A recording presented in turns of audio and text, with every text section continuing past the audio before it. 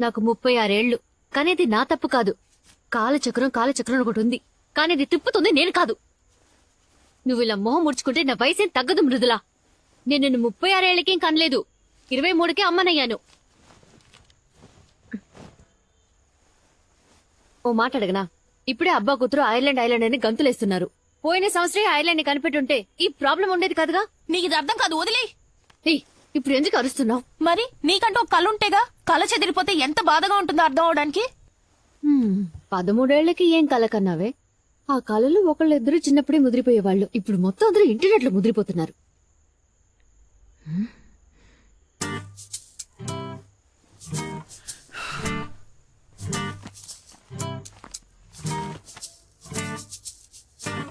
నా college autograph book లో don't forget me when you conquer the world రాసింది ఎవరో తెలుసా తమరికి? Britannia chief marketing officer Susan David, నా బెస్ట్ ఫ్రెండ్. ఇంకా అక్కడే ఉంది. నీకైనా మెడల్ సర్టిఫికెట్ చాలానే ఉన్నాయిలే, చూపించినా? నేను వాటిని 500 టైమ్స్ చూశాను. ఇకపై ఆయుధ పూజకి సరస్వతి పూజకి బయటకు తీస్తే చాలు. నీ కళ నిజం చేయాలనే కదా నేను నా కళలని దూరం చేసుకున్నాను. ఓ, చాలా పెద్ద సాక్రిఫైస్. ఇంత పెద్ద త్యాగం ఏ తల్లి ఎప్పుడు చేస్తుండదే. సాధించే వాళ్ళు ఎలాగైనా సాధిస్తారు. నువ్వు సోమరపోతుగా ఉండిపోయి నిన్న నాకంట కడుతున్నావా? నేను నీకేమీ అంటకట్లేదు. నువ్వు కలగనేంత స్వేచ్ఛని నేను నీకెప్పుడూ ఇచ్చాను. కానీ మా అమ్మ నన్ను అలా పెంచలా. ఈ లోకం అమ్మాయిల్ని అది చూడకు ఇది చేయకని 4 గోడల మధ్య ఉంచేది. అప్పటి రోజులు అంతే. నువ్వు మాట్లాడినట్టు ఒక్కరోజు నేను మా అమ్మతో ఇలా మాట్లాడుంటే చీపురు కట్ట తిరిగేసి వీపు విమానమోత మోహించేది. అమ్మా ప్లీజ్, నీతో మాట్లాడుతుంటే ఐ విల్ బికమ్ ఓల్డ్. నేను ముసల్దాన్ని అయిపోతాను. నాకు ప్రాజెక్ట్ వర్క్ ఉంది, ఫినిష్ చేయాలి.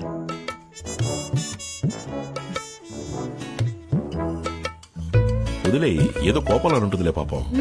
అంటారు. నీ కూతురు నీ పోలికలేగా వస్తాయి. నా కూతురు కాదు, తను నా అత్తగారు. ఇదేదో బాగుందే, నువ్వు టేస్ట్ చేస్తుడు. ఇది మీకోసం చేసింది. నేను సూపర్ కేక్ తిన్నాగా, మీరు తినేది మన ఇంటి మేడ మీద కాచింది. ఈ సాలడ్ కి 20,000 రూపాయలా? ఏంటండి, నా జుట్టు గురించి ఏం చెప్పలేదు. ఏం చేసావు? మీరు చూడలేదా?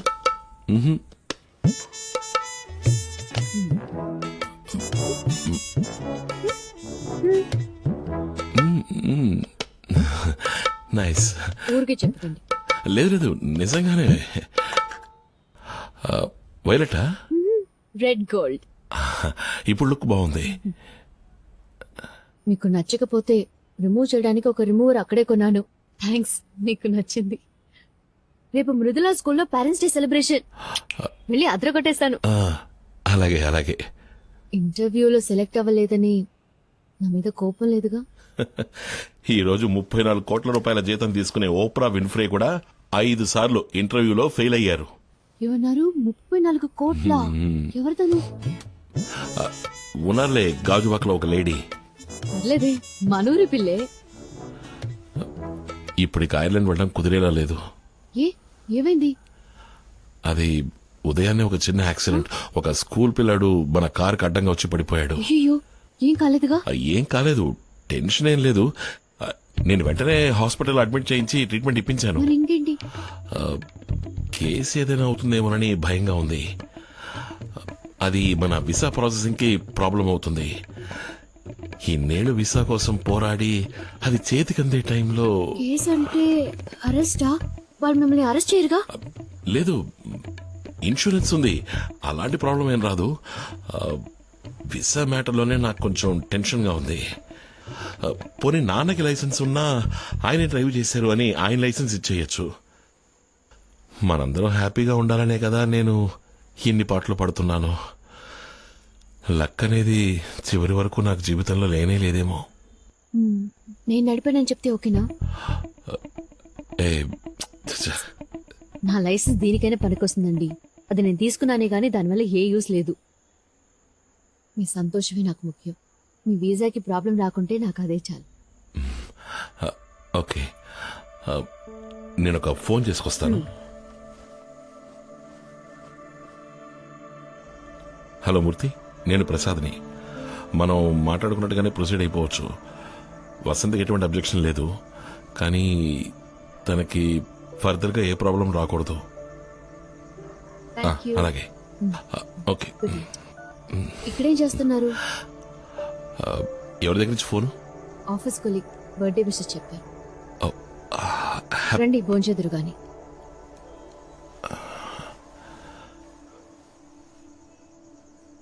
ఆకాశవాణి విశాఖపట్నం కేంద్రం. మీరు ఇంతవరకు విన్నది మన ప్రధానమంత్రి స్వచ్ఛ భారత్ కొరకు ప్రజల మధ్యలో కనువిప్పు కలిగించేందుకు విశాఖలో జరగబోయే మ్యారథాన్ పరుగు పందెంలో అందరూ పాల్గొనవలసిన ఆవశ్యకత గురించిన ప్రసంగాన్ని మనం విన్నాం. ఇక తదుపరి కార్యక్రమం ప్రాంతీయ వార్తలు.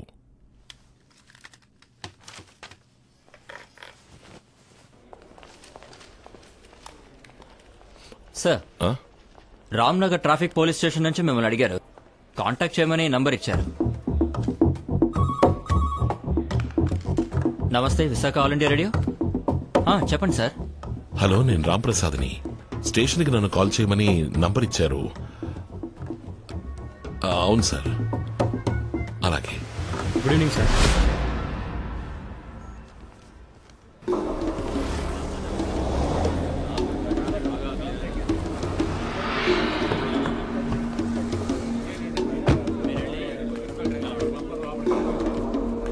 జగదాంబ సెంటర్ దగ్గర ట్రాఫిక్ జామ్ అయిందట, వెంటనే క్లియర్ చేయండి.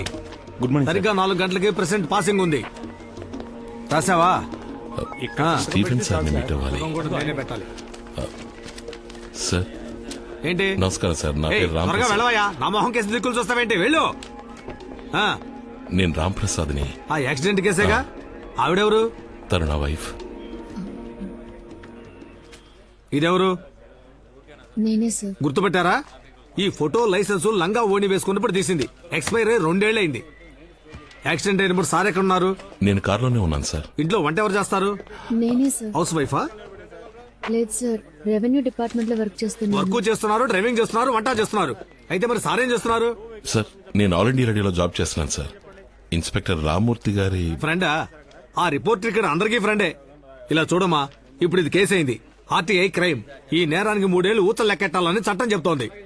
ఇకపై పత్రికలు, టీవీ, కోర్టు అన్ని మీ వెంటబడతాయి. మీరు మీ వంతుకి రేడియోలో ఒకసారి న్యూస్ చదివేయండి. స్టీఫెన్. సార్, నమస్తే సార్. జగదాంబ సెంటర్ లో ట్రాఫిక్ జామ్ అయింది సార్ 2 బళ్ళు నో పార్కింగ్ ప్లేస్ లో ఉన్నాయి సార్. రికవరీ వ్యాన్ వెళ్ళింది సార్. ముందు మీరు అక్కడికి వెళ్ళండి స్టీఫెన్. Yes sir. నాకు తెలీదండి. నీకేం తెలుసని.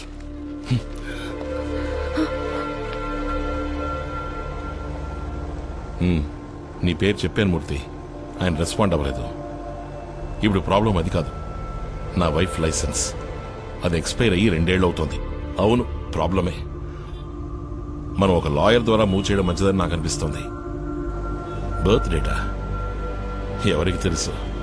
మేడం గారి జాతకంలో ఒక డేటు, స్కూల్లో ఒక డేటు, ఇంటర్ సర్టిఫికెట్లో ఇంకొక డేటు. ఆవిడ ఎప్పుడు పుట్టారో ఆవిడకే తెలియదు.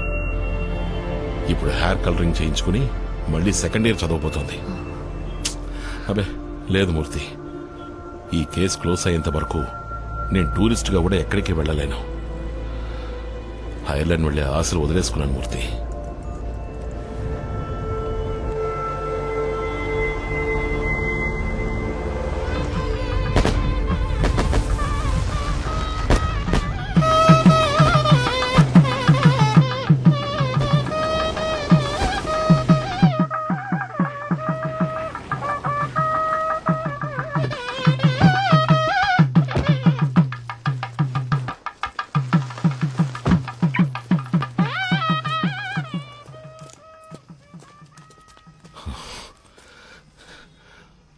ఒంటరిగా ఐర్లాండ్ వెళ్తున్నానని ఎక్స్పైర్ అయిన లైసెన్స్ ఇచ్చి నా మీద పగ సాధిస్తున్నావా?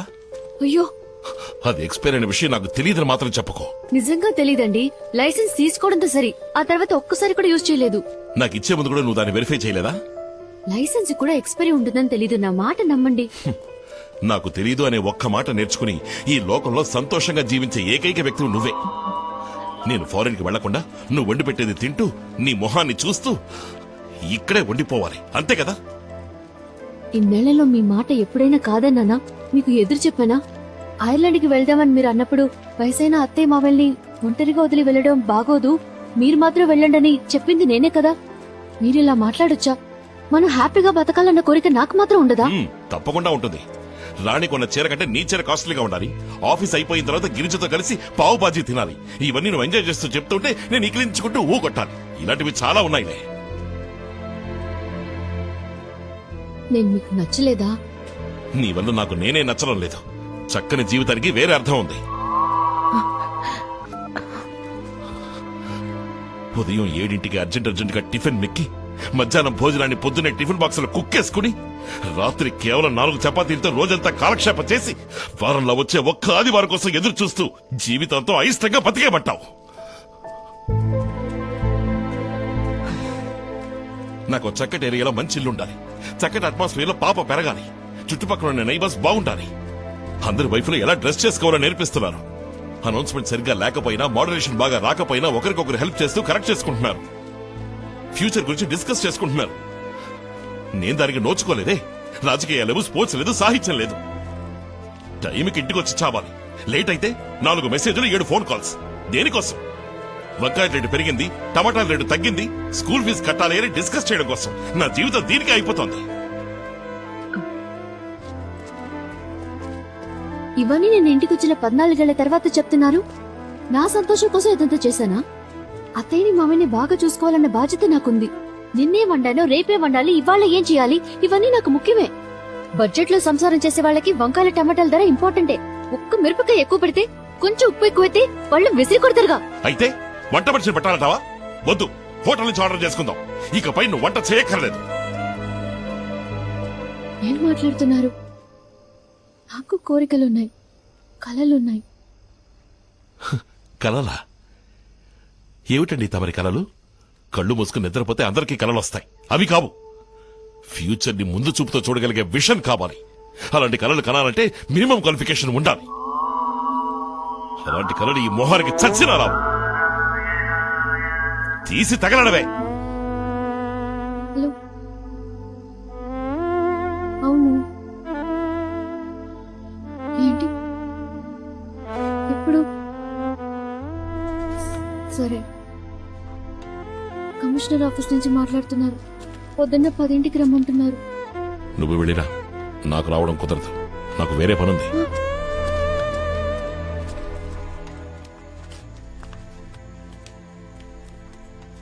అన్నీ సాల్వ్ అయ్యాయి నాన్న, ఇంకే సమస్య లేదు. అమ్మా, హ? మేమంతా తినేశాం. అత్తయ్య తలనొప్పిగా ఉందని పడుకుంది. టేబుల్ మీద చపాతీలు చేసి ఉంచింది, తిని పడుకోండి. అలాగే మావయ్య.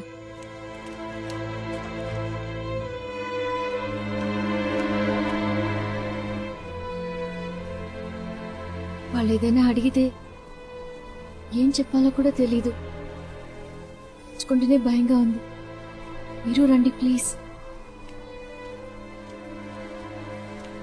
ఇంకా భోంచేయలేదా? ఇక్కడేం చేస్తున్నారు? ఏదైనా సమస్యరా? అది యాక్సిడెంట్ కేసు గురించి కమిషనర్ ఆఫీస్ కి రమ్మన్నారు. ఆ, ఒకదాన్ని వెళ్ళాలంటే భయంగా ఉంది. ఒకదాని ఎందుకు వెళ్ళటం? సార్కి ఏం పనుందట? ఇదేమన్నా చిన్న పిల్ల వేలు పట్టుకుని తీసుకెళ్ళడానికి? ఇది వెళ్ళొస్తుందిలేండి, మీరు వెళ్ళండి నాన్న.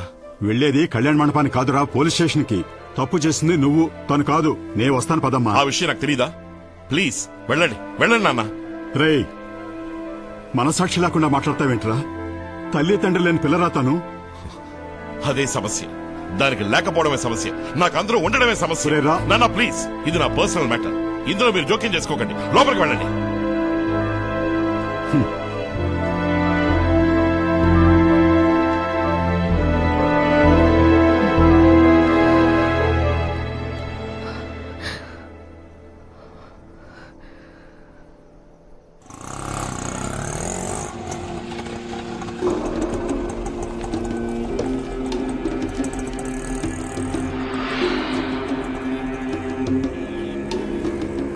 సార్, ఎస్ సార్, సిఐ గారికి ఇన్ఫార్మ్ చేశాను సార్.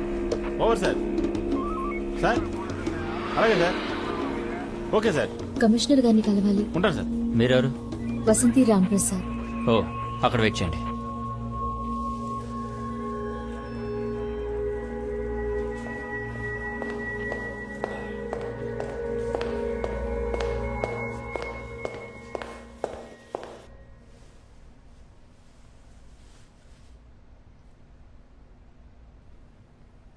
ఎల్లుండి మీ ప్రోగ్రామ్ ఏంటో చెప్తారా? Working day sir. ఆఫీస్ ఉంది. ఇంకా ఇంకేం లేదు సార్. అయితే ఆ రోజు మీరు ఆఫీస్కి వెళ్ళొద్దు.